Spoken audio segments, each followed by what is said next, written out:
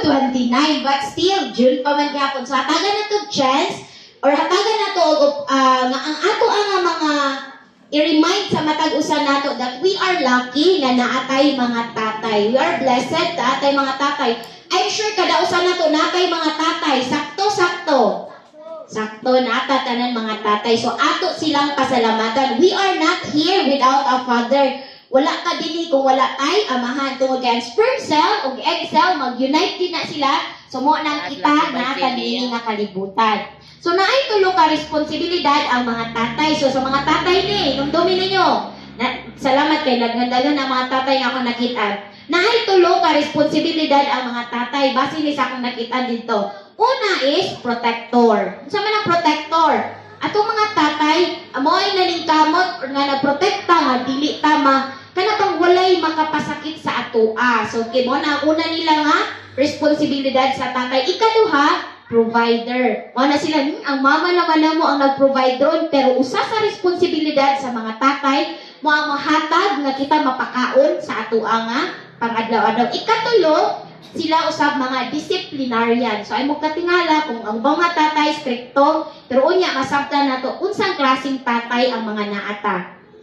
Sa matag-usan nato, atong i-celebrate dili lang June 16 tungod kay Father's Day. No, it should be every day. Ato nga i-celebrate o pasalamatan nga natay mga tatay. Kamo diha nga namoy nanay tatay, I mean, dapat pasalamat mo. Kami, wala nami tatay. Taon-taon na nawala ang tatay. So, kamo nga namoy mga tatay diha, be thankful o kinahanglan i-appreciate ninyo ang presence sa inyong mga tatay.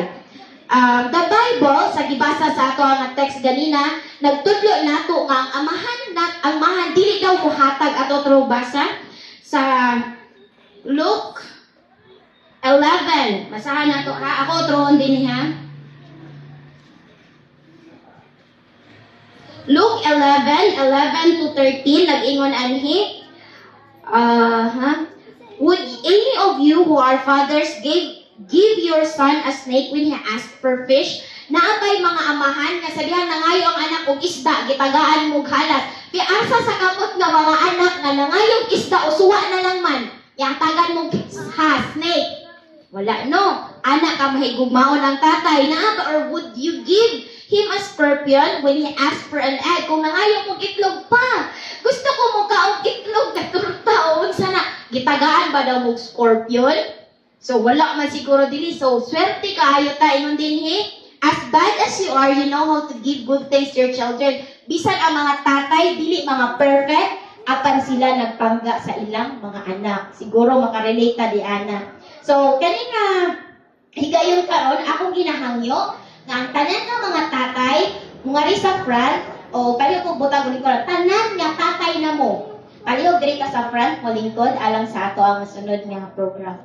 Sige, Kuya Boyet, Kuya Aiden, ang mga tatay, nanay, mga anak, i-consider tatay, nanay, anak, sige, si Kuya Arman, then Kuya Abilino, karon, tapos, dili na to ikaw ang atong tao. Si Kuya ano po tuto, tatay na Kuya tuto kay ni Agi man jugag tatay before na imong lolo.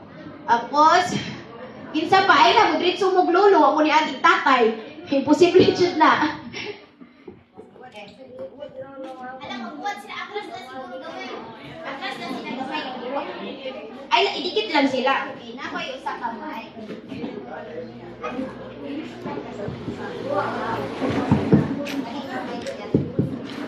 Sige mga tatay, thank you kay Merjo Damot. Damot na si William po, diri. Sige, palihog ko, may koran, diri lang ko sa Franca kay mag... Ani nga part is, marita sa interview portion ta. Mailhan na to, kasagaran na magod na to. Matay kami po dun ta, uy, pasultihan po ni. So, nining ta, okay, na si William, daghan na. Okay. Okay. Sige, diri kayo, William. Sige, William. Okay, first nga question. O, kamo bang tanan nga naa din ron mga tatay na? Apit ba? Mga tatay ni sila, tanan nga na din na sila yung mga anak.